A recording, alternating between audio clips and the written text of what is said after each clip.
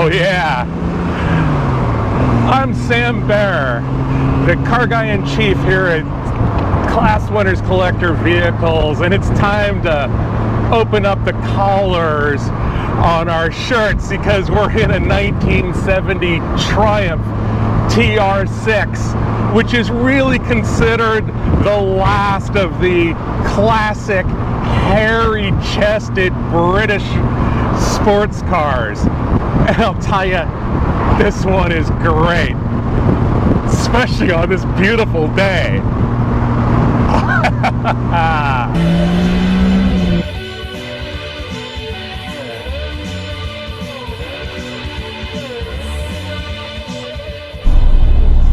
So don't forget, like, comment, and subscribe, because that makes it more fun for everybody. If you get into like a MGTD or TR3, you know, you feel like you should be saying God Save the Queen because it just feels so traditional. But at TR6, you really feel like you should be listening to The Faces or Humble Pie, because it's just a little British and a little grungy and a little party. It's a great vehicle for putting a smile on your face and going out for good times. So the TR6 debuted as a 1969 model and continued all the way through 1976. And it was really just a continuation of the TR2 series that started in 1953 with a 2-liter inline-4 overhead valve engine with twin carburetors. And the TR2 through TR3A, those were called the side screen TRs because you didn't get roll-up windows, you got side screens, and you could hang your elbow out the window and drag your knuckles on the ground while you're driving. It's pretty cool. I've owned a few of them and I love them.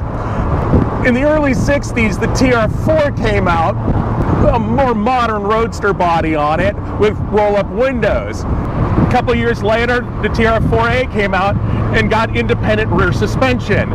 Then for 1968, the TR250 was born, and that was just basically a TR4A with a 2.5-liter inline-6 engine with twin Stromberg carburetors. But in England and Europe, they got the TR5, which was the TR250 with the brand new Lucas mechanical petrol injection or fuel injection. But the TR250 and TR5, that was just a stopgap. For they had already sent out the body to coachmaker Carman with a little bit of money and the directive to keep the windscreen and the doors, but do as little as possible to make an entirely different looking car. So they smoothed out the bonnet in front and added some creases and gave the cam tail in back and called it the TR6. In fact, so identical the TR6 was to the TR250 that it replaced, that when factory Triumph racer Bob Tullius and his Group 44 racing team had to switch to the TR6 from their SCCA National Championship winning TR250 for 1969, they literally took the TR250 body off and put a TR6 body on, and then continued to dominate SCCA racing. Now, there were incremental changes in the TR6 over the years. For instance, with increased emissions, they had to decrease the compression, and then they had to raise the bumper height, which meant they had to put the signal lights underneath. But I think this original look with the nice steel wheels, no bumper overriders, low bumper, this is the way to go. It just looks cool. So when you ordered your Triumph TR6 from your local dealer, there was an optional steel hardtop, and you could get wire wheels. But why would you want wire wheels when you got these cool, wider 5.5-inch steel discs with the cool trim rings, which just scream TR6. They're iconic for this car. And then you also could get a Laycock overdrive, which turned the 4-speed into functionally a 7-speed via a stock on the column here. Drops your tach in high gear by, about 500, 600 RPMs around, 60, 65 miles an hour. But it's not necessary, and it does add weight to the car and a little electrical complexity because they are known to go out.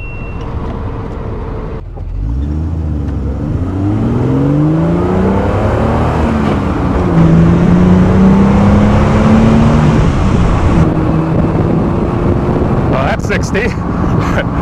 It comes a lot quicker than you expect for a car that's just 2.5 liters.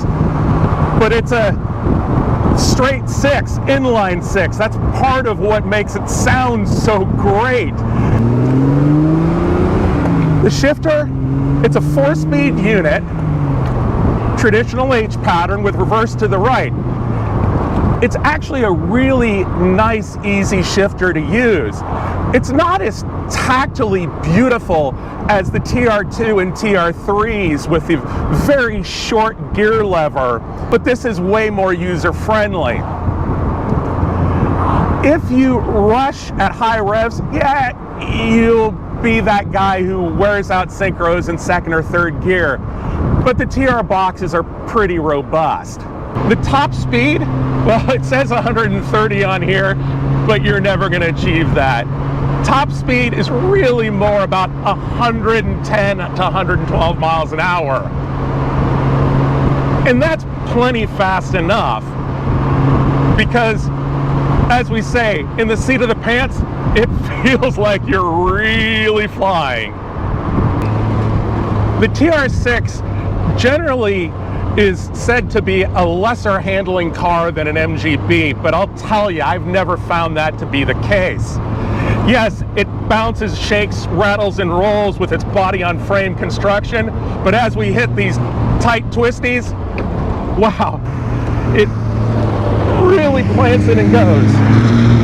Remember, this has independent rear suspension where the MGB is solid axle.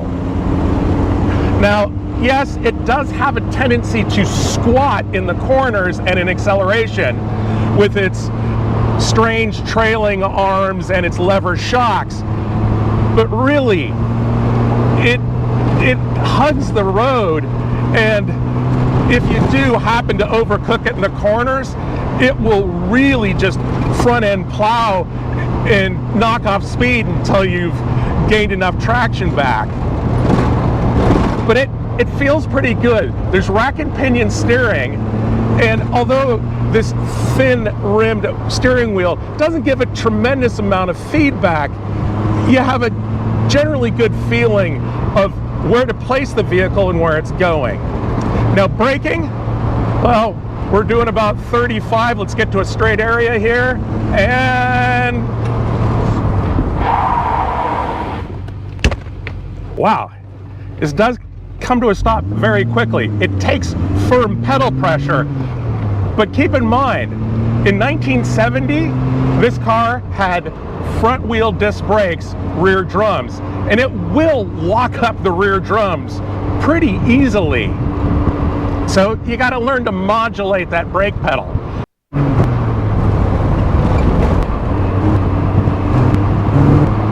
The interior of this TR6, it's a great place to be. You have these very comfortable buckets. In this car, it's the 1970 high back single one-piece headrest version, which I think will look really cool. There's plenty of legroom, and at 6'4", I don't feel cramped at all. And with a top up, there's plenty of headroom. Instrumentation, well, you've got this big tach and big speedo right in front of you. You have smaller temp, oil, fuel, and amp gauge. I mean, this is more information than you get out of a modern BMW. We have some antiquated features like a cowl vent, and there's the choke pole, and things you don't see on modern cars, but that just gives you the feeling that you're in kind of a more classic British sports car. We got roll-up windows, and they work just fine. If there's one complaint, it's the TR is kind of narrow in the shoulders, and you'll see I've got my arm and shoulder resting on the door. It's a little more comfortable to lean your arm out, but I keep having the voice of my mother in my head saying, "Sammy, don't put your arm out. It'll go home in another car." So look, if you're gonna own a British car, you need to learn a few things. First of all, that thing up front that covers the engine, that's not the hood. That's the bonnet. The hood is what you put up when it rains. And in this case, it pulls right up and latches with two latches, but then you have to do a bunch of fiddly snaps in back. Where you throw this tonneau cover when it's off, it's not the trunk, it's the boot. And if something goes wrong, you don't use a wrench, you use a spanner. Yeah, I've heard all of the Lucas Electric jokes too. You know, the standard ones. Why do British drink warm beer? Because the refrigerators were made by Lucas. What is the Lucas company motto? A gentleman should not motor after dark. Yeah, I got it. But here's the reality. There are only 4 fuses in this car. It is very simple electrically. They just work if you take care of them. But usually the problems are people kept them outside and let them get rusty, and the connectors would get all rusty too, and that's the same thing that happens to all cars. So if you're looking for a Triumph TR6, the things you need to keep in mind are that there are some problem areas. First one being rust. Rust was a huge issue, especially in the frames where the rear trailing arms bolt in, and in the sills. Now this car, not only has it had its frame cross members where the trailing arms bolt in reinforced, it's got no rust in the sill, so it's a rarity. There's a reason that the Triumph TR6 was such a popular choice among sports car enthusiasts, and even a popular choice among Road and Track and other magazines that consistently rated it high despite the fact that it was a lot of old world technology. And it all comes down to the fact that it's a sum of more than its parts. Yes, the MGB was a unit construction car, and it had less shakes and rattles and less cowl vibrations, but it was slower than the TR6. The Porsche 914 that came out around the same time, well, it was a lot more expensive, and it was so much slower. Plus, it wasn't a full convertible. The Fiat 124, it was more expensive, and it was still pretty gutless. And it was more a tour than a true sports car. So people bought these things and they knew what they were going to get. Easy to work on, fun to drive, great acceleration, really good handling, and that great seat of the pants feeling. And you know that you can find parts for it, because places like Moss Motors and the Roadster factory have been around for decades getting you all the parts you need, and they're huge enthusiast networks who can tell you how to fix anything on your own basic hand tools. You know, there was a day where you could pick these up for a dime a dozen, you know, $3,000, $4,000. But those days are long gone, because the fact of the matter is that there are two different types of TR6s out there. You either have an over-restored concours vehicle that you're afraid to drive because somebody's put way more money into it than it's worth, or it's a rusty, worn-out basket case. And this is one of the few examples of that perfect in-between car. It's mechanically sound, it doesn't have rust, and its paint, not only is it one of the more desirable colors in this Damson, which actually Triumph considered to be a purple, even though it looks more like a red range burgundy, but that was, you know, offered along a bunch of browns and Java greens and other colors that maybe aren't the most, well, to everyone's taste. So a car like this, it's still a steal at its going market rate, but if this were an Austin Healey 3000, you know, with its 6-cylinder, it'd be worth 3-4 times as much. And I'll tell you, a Healey isn't 3 or 4 times what this vehicle is to drive.